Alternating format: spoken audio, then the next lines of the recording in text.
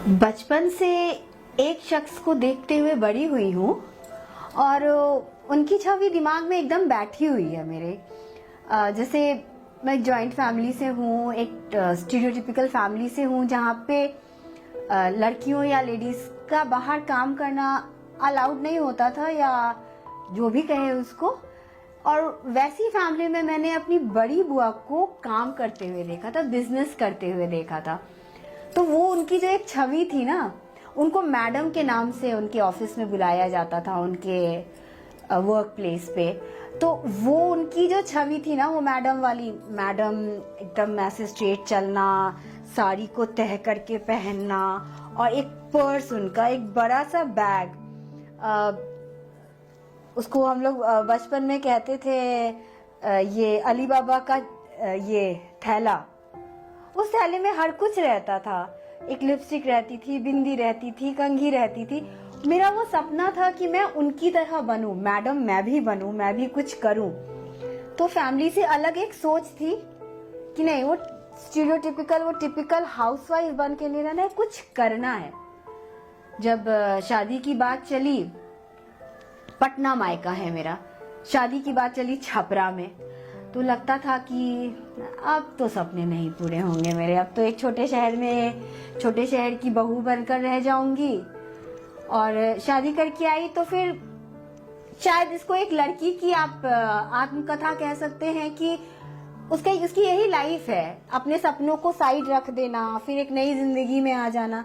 वही मेरे साथ हुआ, मैंने भी अपने सपनों को साइड रख दिया। मेरे दादाजी का सपना था, मेरे पापा का सपना था कि मैं डॉक्टर बनूं, नहीं बनी, क्योंकि दादाजी गुजर गए, पापा गुजर गए सब एक समय के बाद।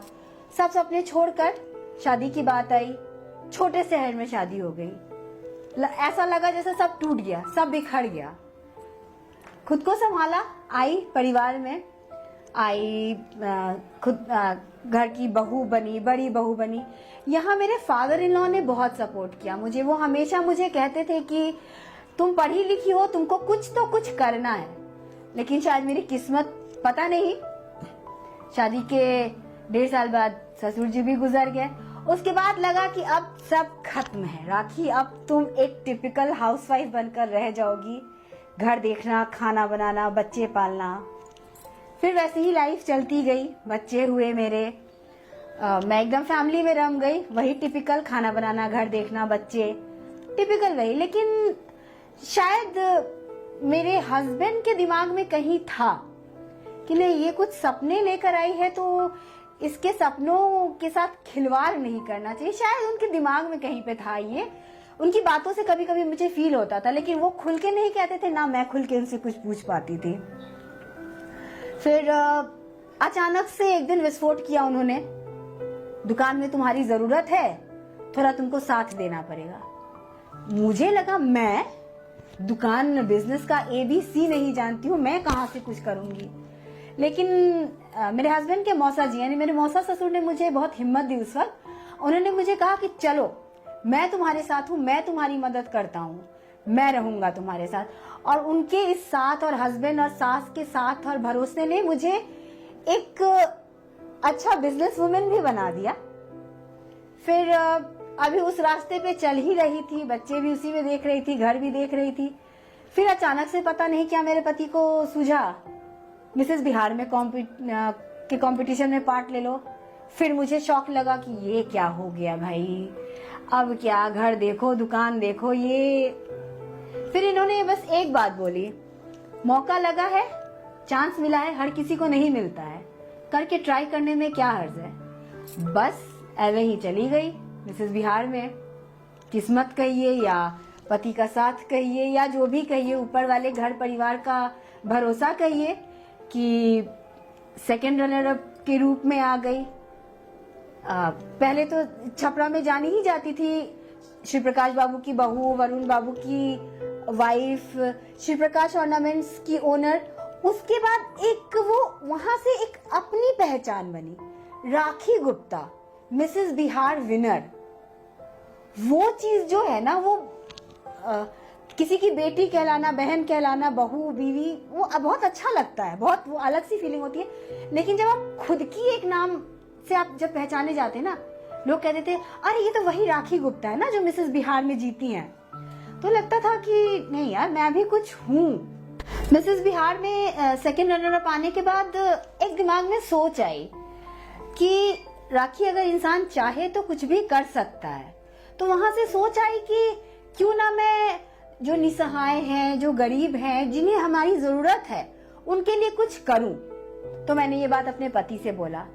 तो हम लोग का एक फाउंडेशन भी चलता है यहाँ पे उषा श्री प्रकाश के नाम से, तो वो हमने स्टार्ट किया उस समय। और उसके बाद फिर धीरे धीरे पॉलिटिक्स में भी आ गई मैं, क्योंकि मेरा बस यही सपना है कि मैंने पटना देखा है, आप लोगों ने भी देखा है, साफ सुथरी जगह है जो हमारे छपरा में नहीं है, वो साफ स्वच्छता नहीं है। तो मेरा एक दिमाग में ये चला कि जब इतना हम कर सकते हैं तो कुछ अपने शहर के लिए भी तो कर सकते हैं। तो बस वही लेकर चले, क्योंकि मेरी बेटी ने एक बार जब कहा कि मम्मा छपरा में निकलते हैं ना तो रोड महकता है, पटना तो ऐसा नहीं है। ये बात दिमाग में बैठ गई मेरे पापा अब इस दुनिया में नहीं है, लेकिन वो हमेशा कहा करते थे कि बेटा इंसान अगर कुछ चाहे और कोशिश करे तो उसको जरूर पा सकता है। मैंने बचपन में अपने पापा को देखा था कि गरीबों की सहायता करते हुए, हमें तो उनके गुजरने के बाद हमें मालूम चला, बहुत सी फैमिलीज जब हमारे घर पे आती थी, रोती थी, तो हम पूछते थे आप कौन? तो उन्होंने कहता था अरे आपके फादर ने हमारी बेटी की शादी करवाई थी, जो हमें मालूम भी नहीं था। ऐसे कई परिवार हमें मिले जिनका हमें पापा के बाद पता चला कि अरे मेरे फादर ने इनकी ऐसे मदद की थी। अच्छा, इनका घर बनवाने में मदद किया था उन्होंने, इनकी बेटी की शादी में मदद की थी। तो वो चीज दिमाग में बैठता चला गया कि अरे कुछ ऐसा मौका लगा मैं भी करूं। और मेरे पति का जब साथ मिला मुझे, तो उन्होंने कभी किसी चीज के लिए रोका नहीं, मेरे हर सपने को जीने की एक वजह दी उन्होंने, एक साथ दिया उन्होंने, और उन्हीं की वजह से आज मैं ये सब कर पा रही हूँ। और मेरे फादर ने एक ही चीज सिखाई थी, बेटा जितना कर सकते हो किसी के लिए उतना करो। और उसी विचार के साथ मैं आप लोगों के बीच आ रही हूँ।